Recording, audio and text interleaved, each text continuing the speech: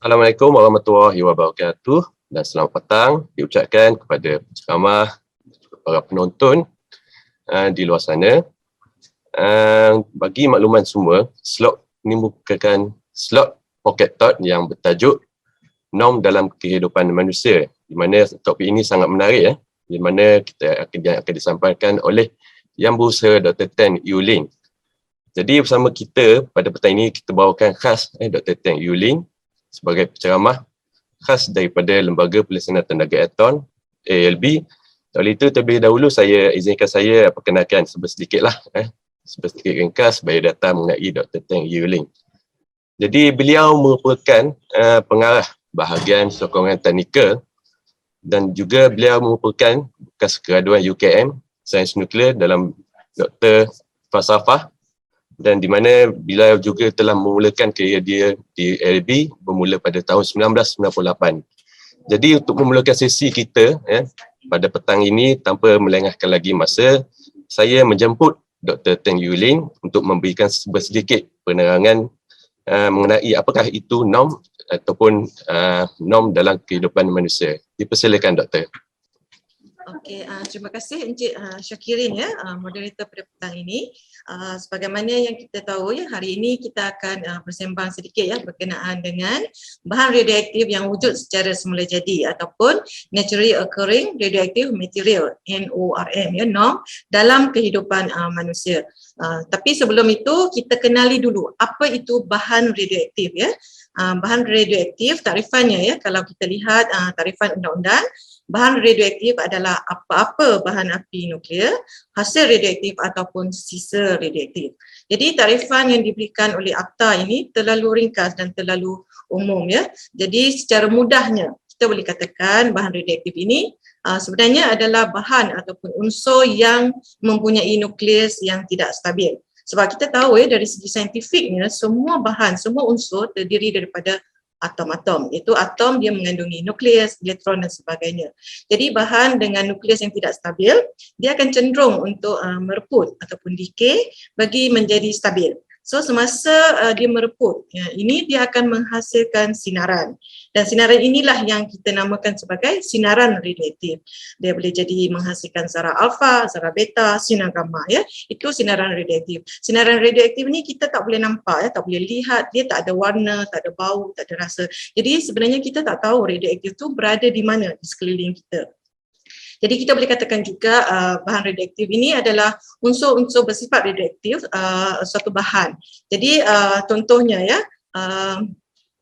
karbon dia ada dua isotop 14, karbon 14 dan juga karbon 12. Karbon 14 ni tidak stabil, jadi dia akan mereput menjadi karbon 12 yang stabil. Jadi karbon 14 itu bersifat radioaktif sebab dia mempunyai nukleus yang tidak stabil Dan untuk makluman semua, bahan radioaktif ni dia terbahagi kepada dua jenis lah. Yang pertama yang kita sebut tadi, bahan radioaktif yang wujud secara semula jadi ataupun naturally occurring radioactive material NORM norm. Contohnya radionukleid seperti siri, uranium, thorium dan kalium K40. Dan yang kedua bahan radioaktif yang dibuat man-made, bahan radioaktif buatan. Contoh bahan radioaktif buatan adalah seperti cobalt 60 cobalt 60 yang digunakan dalam industri seperti penstrilan untuk memati kuman, barangan peralatan perubatan ataupun sarung tangan getah dan juga radionukleid seperti iodin yang digunakan dalam perubatan nuklear dan sebagainya. Jadi bahan radioaktif yang wujud secara semula jadi ataupun norm ini memang ada di persekitaran kita. Dia ada di mana-mana dalam persekitaran kita. Dia ada di udara, dia ada di angkasa, dia ada juga dalam bumi kita Dan radionukleid dari siri uranium, thorium ini yang ada dalam bahan yang dikenali sebagai bahan radioaktif yang wujud secara semula jadi ini, dia memberikan sifat suatu bahan itu berradioaktif kuat ataupun lemah selagi kandungan uranium dan thorium dalam bahan itu semakin tinggi, jadi bahan itu bersifat lebih radioaktif naturally occurring radioaktif dia lebih kuat. Jadi di Malaysia ini aktiviti yang berkaitan dengan norm kita boleh perolehi daripada aktiviti yang melibatkan pelombongan, misalnya lumbung biji timah, cari gali petroleum dan gas, dan juga kita ada aktiviti pemprosesan dan pengekstrakan unsur nadi bumi. Baik Doktor, kita pun dah dengar sedikit penjelasan berkenaan norm, di mana norm ni adalah bahan radioaktif yang wujud secara semula jadi. Kita pun tahu dianya wujud dalam pelbagai aktiviti seperti aktiviti cari gali petroleum, lom bom bijih, pemprosesan mineral. Mungkin selain daripada itu mungkin boleh Doktor perjelaskan lagi lebih lanjut berkenaan norm yang mungkin ada di sekeliling kita selain daripada dalam aktiviti industri yang setelah saya nyatakan tadi. Mungkin Doktor boleh perjelaskan lagi? Okey, terima kasih ya Encik Syakirin. Ya betul ya, memang norm telah sedia ada wujud dalam persekitaran kita ya. Norm ada di mana-mana dalam kehidupan kita. Norm ada dalam bumi, norm ada di udara dan juga di angkasa lepas ya. Misalnya bila kita terlibat dengan aktiviti pelombongan ya, kita terdedah kepada sinaran daripada norm semasa melombong dan juga adanya gas-gas radon di situ, dan juga di angkasa lepas misalnya jika kita menaiki penerbangan melalui kapal terbang, kita lebih terdedah kepada sinaran kosmik ya, berbanding dengan mereka yang berada di darat. Dan begitu juga sekiranya persekitaran kita ini mengalami pencemaran udara ya.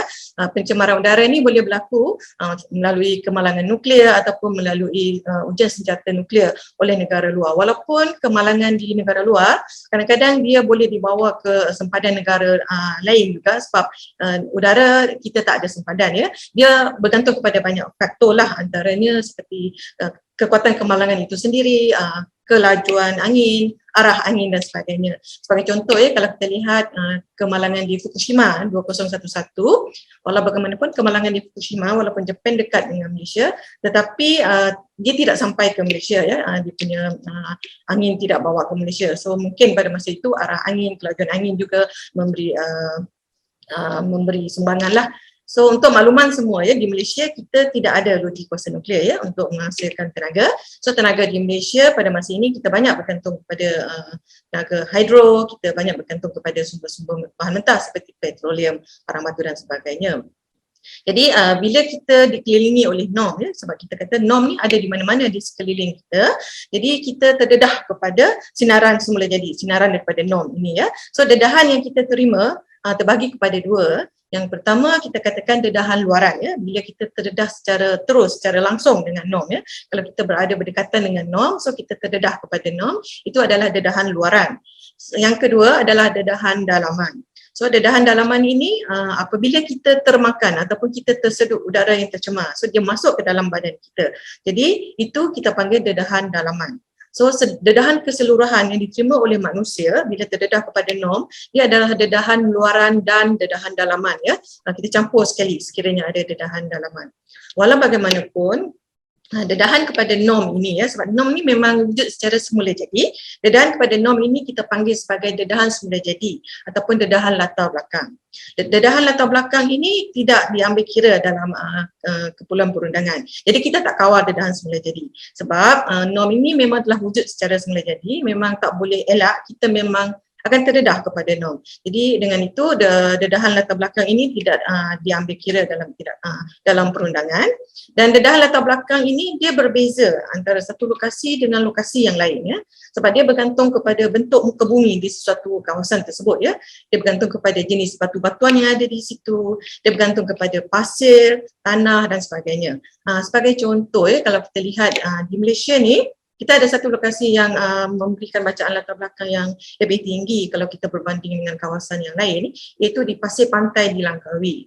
Okey, kalau kita lihat ya, Pasir Pantai di Langkawi, pasir dia agak berwarna kehitaman.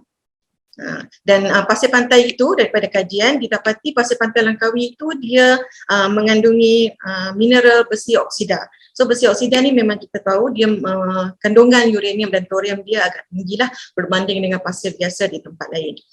Bukan itu saja, bukan di dalam negara kita saja, di negara luar juga ya. Contohnya seperti di Kerala India, di Guarapari Brazil, di Yanjiang China, juga kawasan-kawasan yang saya sebutkan itu mempunyai bacaan latar belakang yang agak tinggi, lebih tinggi daripada kawasan-kawasan lain dalam negara tersebut. Contohnya kalau kita ambil kira Kerala India ataupun Guarapari Brazil ya, pasir di tempat tersebut mempunyai mineral seperti zircon dan monazite. Dan yang mana kita tahu ya, monazite ni kandungan uranium dan thorium dia memang sangat tinggi lah kalau kita berbanding dengan pasir lain ataupun batuan yang lain. Sama juga di negara China, dia ada Yangjiang di China. So Yangjiang China tu dia mempunyai tanah liat ya, tanah liat yang mengandungi kandungan radium yang agak tinggi. Jadi di Yangjiang China, bacaan latar belakang dia juga lebih tinggi. Walau bagaimanapun, daripada kajian dan kajian yang dijalankan, tidak ada bukti saintifik yang menunjukkan bahawa hubungan antara penduduk yang berada di kawasan yang mempunyai bacaan latar belakang yang tinggi dengan risiko mendapat penyakit. Misalnya kajian yang dijalankan di Kerala, India ya. Kerala, India itu bacaan latar belakang dia sangat tinggi. Ada setengah lokasi yang mencapai 20 kali ganda lebih tinggi daripada bacaan latar belakang purata dunia yang dikeluarkan oleh UNSCEAR. Dan kajian yang dijalankan di Kerala menunjukkan tiada bukti yang menunjukkan penduduk di situ mendapat risiko penyakit lebih daripada penduduk di kawasan lain. Jadi secara saintifiknya belum ada bukti yang mengaitkan ya bacaan latar belakang yang tinggi daripada norm ini dengan risiko mendapat penyakit seperti kanser dan sebagainya.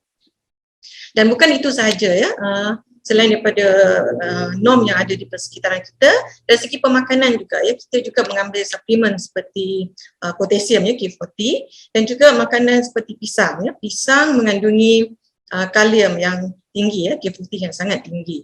Dan fungsi kalium ini dia merupakan sumber yang membekalkan tenaga segera kepada badan manusia. Kalau kita lihat ya, contohnya atlet di negara China dalam perlawanan badminton ni, saya pernah lihat ya, semasa rehat perlawanan badminton mereka akan makan pisang ya selain daripada minum air. Sebab pisang dengan kandungan kalium 40 K40 yang tinggi, dia memberikan sumber tenaga segera kepada badan. Okey. Jadi jelasnya di sini boleh dikatakan memang kita hidup dalam persekitaran yang ada norm ya. Norm ada di mana-mana di sekeliling kita. Okay. Baiklah, kita pun dah dengar penjelasan daripada doktor bahawa norm ni berada di setiap sekeliling manusia. Tak kira di mana tempat, hatta di seluruh dunia sekalipun. Malah di China, di India, hatta di Malaysia, di pantai pasir Langkawi pun adanya bacaan melibatkan norm ni. Malah dalam makanan yang kita makan seperti pisang pun boleh wujud senaran norm ni. Baik, kita pun dah ketahui bahawa norm ni boleh wujud merata-rata di sekeliling. Mungkin kita boleh dengarkan lagi lah ataupun dengar lagi penjelasan lebih lanjut daripada doktor. Apakah kegunaan kebaikan norm ni dan sumbangannya industri berkaitan norm kepada manusia. Persilakan doktor. Okey, terima kasih Cik Syakirin. Okey, sebagaimana kita sedia tahu, norm memang wujud secara semula jadi di sekeliling kita, dan norm banyak dihasilkan daripada aktiviti seperti pelumbungan ya, misalnya lumbung biji timah, cari gali petroleum dan gas, peleburan biji timah dan sebagainya. Sebagaimana kita tahu ya, Malaysia merupakan salah satu negara pengeluar biji timah dan juga petroleum yang utama di dunia ya, sejak zaman dahulu. Malah sehingga sekarang Malaysia masih lagi mengeksport jongkong timah dan juga petroleum. Jadi selain daripada aktiviti pelumbungan, norm juga banyak ya didapati dalam consumer product ya, produk pengguna. Contohnya norm juga ada dalam bahan seperti cat, batu batan untuk pembinaan ya, jubin yang ada di rumah kita ya, seperti tas, toilet bowl, sinki dan sebagainya. Walau bagaimanapun kandungan norm dalam produk pengguna ini adalah dalam kuantiti yang terkawal. Jadi bila kita hidup dikelilingi oleh norm ini, kita memang terdedah kepada sinaran daripada norm ini, bahan radioaktif yang wujud secara semula jadi. Jadi memang kita tak boleh elak. Dan bercakap berkenaan dengan kegunaan dan industri ya, di Malaysia. Di Malaysia ni industri yang berkaitan dengan norm adalah seperti aktiviti pelumbungan biji timah, peleburan biji timah, cari gali petroleum dan gas, dan kita ada juga pemprosesan mineral ataupun pengekstrakan unsur nadi bumi. Sebagaimana umum mengetahui ya, bumi Malaysia ini sangat kaya dengan mineral yang berharga seperti biji timah dan juga petroleum. Industri yang ada di Malaysia sebagaimana saya sebutkan tadi, industri yang berkaitan dengan norm adalah seperti pelumbungan biji timah, cari kali petroleum dan gas. Dan selain itu, Malaysia juga ada industri pengesakan unsur nadir bumi. Biji timah misalnya, biji timah dan petroleum dia mengandungi kandungan norm ataupun kandungan radionukleid yang semula jadi seperti uranium dan thorium yang rendah. Jadi biji timah dan petroleum ini tidak dikelaskan sebagai norm ya. Walau bagaimanapun proses untuk mendapatkan jongkong timah, proses pelumbungan biji timah, cari kali petroleum dan gas ini dia akan menghasilkan byproduct ataupun bahan sampingan. Dan bahan sampingan ini ada yang mengandungi kandungan uranium thorium yang tinggi dan dikelaskan sebagai norm ya, bahan radioaktif yang wujud secara semula jadi.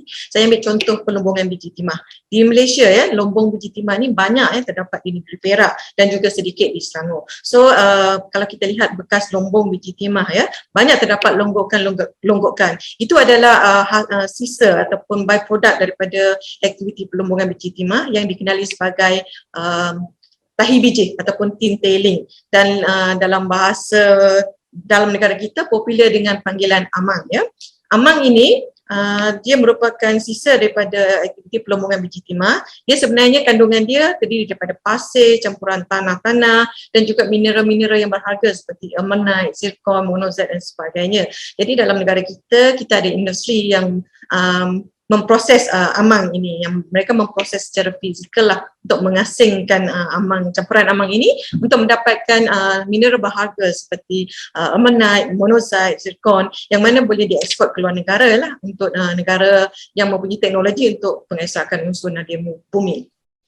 Dan selain daripada itu, kalau kita lihat industri peleburan biji timah. Di Malaysia kita masih lagi ada industri melebur biji timah untuk menghasilkan jongkong timah dan kita masih lagi mengeksport jongkong timah. So peleburan biji timah juga menghasilkan byproduct bahan sampingan yang dikenali sebagai sangga timah, tin slag. Tin slag ini juga dikenali sebagai norm lah sebab dia mengandungi unsur uranium dan thorium yang tinggi. Dan bagi cari kali petroleum dan gas, di Malaysia ni gas petroleum dan gas yang dibawa naik daripada perut bumi, dia akan melalui saluran paip ya.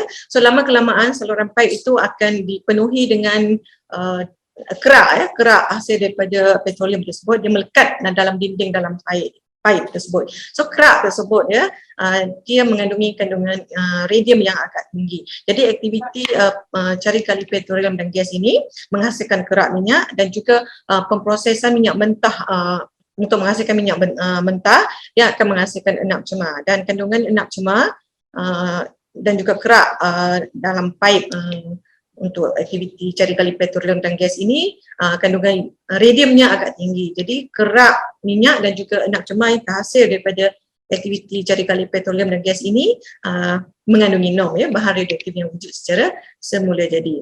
Dan selain daripada itu juga ya, selaras dengan perkembangan teknologi terkini ya, kita ada di Malaysia ni, kita ada industri pengekstrakan unsur nadir bumi ya.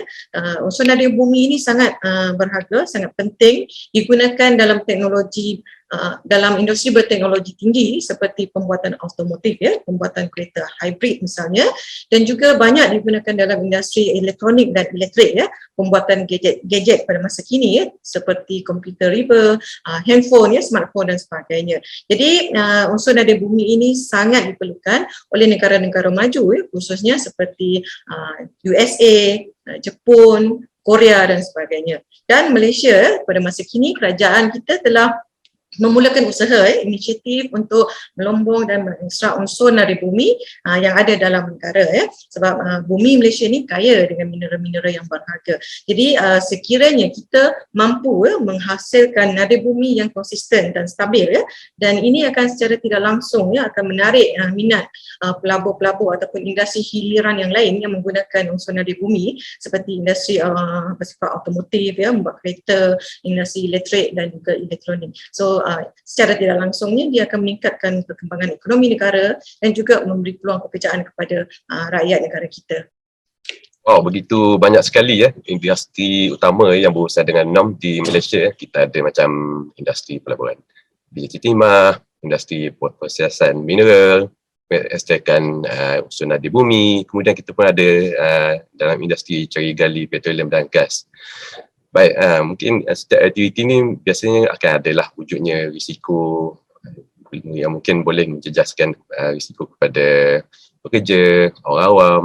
Jadi kat sini mungkin doktor boleh terangkanlah sedikit bagaimanakah kerajaan boleh mengawal aktiviti yang disebutkan tadi yang melibatkan dengan urusan norm ni. Mungkin boleh doktor huraikan sedikit bagaimana kerajaan nak mengawal aktiviti ni. Silakan doktor.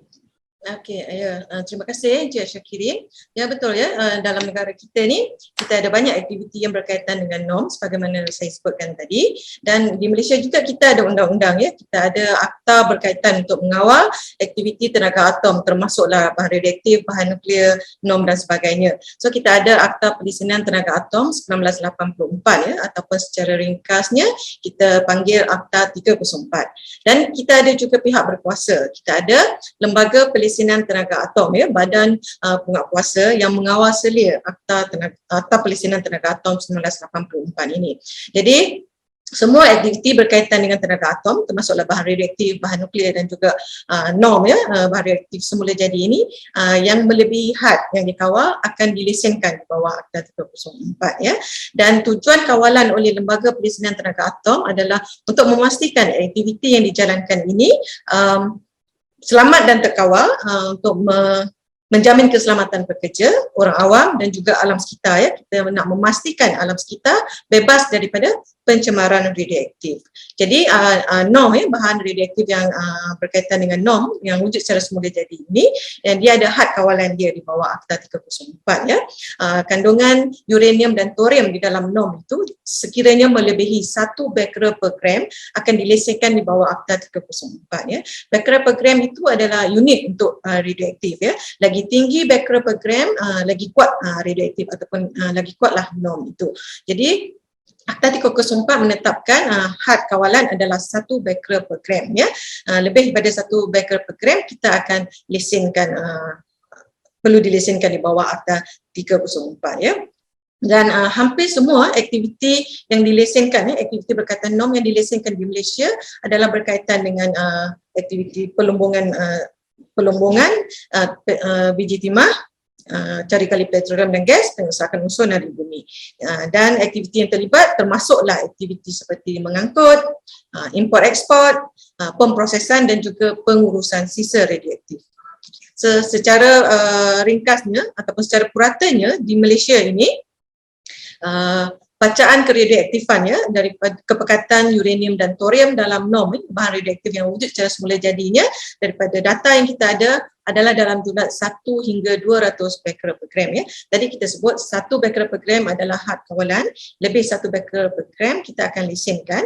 Jadi norm yang ada dalam negara kita ini yang dikawal di bawah Akta 304 secara puratanya dalam jumlah 1 hingga 200 becquerel per gram ya. Kalau kita bandingkan nilai ini dengan bahan radioaktif buatan ya, man-made, contohnya yang digunakan dalam industri penserilan misalnya untuk mematikan kuman dalam peralatan perubatan ataupun sarutan getah, cobalt 60 yang digunakan dalam industri penserilan itu mencapai 1 juta becquerel ya, sangat tinggi. Jadi untuk norm ni, sebab norm memang wujud secara semula jadi, memang dah ada dalam alam sekitar kita, dalam batu, dalam tanah, dalam mineral bawah bumi dan sebagainya. So dia wujud secara semula jadi, dan apa yang kita kawal, aktiviti seperti pelumbungan, pengesakan unsur nadi bumi, data yang kita dapati julat keradioaktifan uranium dan thorium adalah antara 1 hingga 200 becquerel per gram. Baik, kalau macam tu para penonton di luar sana mungkin dah ketahui bahawa di Malaysia ni kita adanya Lembaga Perizinan Tenaga Atom yang akan mengawal selia segala aktiviti melibatkan tenaga atom lah di bawah peruntukan Akta Perizinan Tenaga Atom Akta 304. Jadi kat sini mungkin doktor boleh terangkanlah lebih lanjut apakah jaminan ataupun adakah keselamatan orang awam ini terjamin kesan daripada aktiviti berkaitan dengan norm di Malaysia. Mungkin para penonton di luar sana nak ketahui apakah jaminan bahawa keselamatan mereka akan terjamin lah daripada aktiviti berkaitan dengan norm ni. Mungkin doktor boleh terangkan lebih lanjut. Okey, terima kasih ya Cik Syakirin. Ya betul ya. Kita ada pihak berkuasa, Lembaga Pelesinan Tenaga Atom yang sentiasa memantau ya aktiviti-aktiviti yang dijalankan oleh pemegang lesen di bawah Akta 304 ya. Sebab memang tujuan utama ALB adalah untuk memastikan ya keselamatan pekerja, keselamatan orang awam dan juga memelihara alam sekitar ya daripada tercemar dengan radioaktif. Dan lesen yang dikeluarkan oleh Lembaga Pelesinan Tenaga Atom kepada pengguna yang berurusan dengan norm ini, kita bagi tempoh sah ya. Tempoh sahnya antara 1 hingga 3 tahun. Jadi apabila sebelum lesen tamat, pengguna tersebut perlulah membuat pembaharuan lesen, dan sebelum diperbaharui lesen tersebut, Lembaga Pelesinan Tenaga Atom atau AELB akan melakukan penilaian ya bagi memastikan semua peruntukan Akta 304 ini dipatuhi oleh pemegang lesen. Dan selain daripada itu juga, lesen yang dikeluarkan oleh AELB ini disertakan juga dengan syarat-syarat lesen ya. Antara syarat-syarat lesen, kalau pemegang lesen yang berurusan dengan norm radioaktif yang wujud secara semula jadi ini, termasuklah mereka perlu mengadakan pemonitoran radiologi dan juga pensampelan alam sekitar. Maksudnya mereka perlu mengukur tahap dedahan sinaran luar dan juga mengambil sampel-sampel alam sekitar ya, seperti air, tanah, udara di sekitar premis dan juga di luar premis ya. Ini bagi memastikan ya aktiviti yang mereka jalankan tidak mencemarkan alam sekitar dan juga untuk menjamin keselamatan pekerja mereka dan juga keselamatan orang awam. Dan bercakap berkenaan dengan dedahan tadi ya, kalau kita terdedah kepada sinaran, terdedah kepada norm misalnya, kita akan menerima dedahan sinaran. Jadi dedahan terbahagi kepada dua itu, pertama dedahan kepada pekerja dan dedahan kepada orang awam ya. Dan dedahan kepada pekerja, dia ada had dia mengikut undang-undang, had yang dibenarkan ya untuk pekerja menerima dedahan daripada bahan radioaktif termasuk norm ini adalah 20 milisievert setahun ya. Milisievert ini adalah unit untuk dedahan. Dia sama macam kilogram. Kilogram unit untuk berat ya. Milisievert setahun ni unit untuk dedahan sinaran. Bila kita terima radioaktif, kita ukur berapa banyak kita terima ya. Had untuk pekerja, dia boleh menerima sehingga 20 milisievert setahun ya. Dia boleh terdedah kepada radioaktif. Sebab dia pekerja, dia memang terdedah kepada bahan radioaktif secara langsung ataupun terdedah kepada norm secara langsung. Walau bagaimanapun untuk orang awam, dia ada juga had yang dibenarkan ya. Mengikut peruntukan akta, had yang dibenarkan untuk orang awam adalah 1 milisievert setahun. Jadi untuk itu pihak berkuasa ya, ALB akan memantau pemegang lesen mereka supaya semua aktiviti yang dijalankan tidak mencemarkan alam sekitar, dan kita akan buat pengukuran secara berkala, pengukuran dedahan sinaran dan juga mengambil sampel-sampel alam sekitar ya, secara rawak ya, untuk verifikasi bagi memastikan tiada pencemaran alam sekitar daripada aktiviti yang dijalankan oleh pemegang lesen AELB. Dan ALB juga akan memastikan ya dedahan luar di luar pagar kilang adalah di bawah had yang dibenarkan untuk orang awam, iaitu kurang daripada 1 milisievert setahun ya. Dan selain daripada itu juga, ALB di bawah Akta 304 mempunyai kuasa ya, untuk mengambil tindakan perundangan seperti menjalankan siasatan dan juga mendakwa di mahkamah ya, mana-mana orang ataupun pemegang lesen yang melanggar mana-mana peruntukan akta di bawah Akta 304. ALB pun dah memang banyak memainkan peranan kat sini, di mana ALB berperanan untuk menjaga keselamatan orang awam, pekerja sinaran dan juga memelihara alam sekitar lah. Jadi kat sini pun kita ketahui bahawa dos dedahan ni dia pun ada had yang dibenarkan untuk diterima oleh orang awam dan juga pekerja sinaran. Jadi kat sini mungkin setiap orang ataupun setiap pihak memainkan peranan lah, daripada orang ALB, orang awam. Setiap daripada tu, setiap pihak memainkan peranan untuk menjaga keselamatan masing-masing. Jadi mungkin doktor ada apa-apa nasihat kepada orang awam juga yang mempunyai kebimbangan terhadap kesan daripada aktiviti yang melibatkan norm ini. Mungkin doktor boleh bagi sedikit nasihat. Okey, terima kasih ya Encik Syakirin. Okey, sebagaimana kita tahu ya, memang persekitaran kita ini mengandungi norm ya.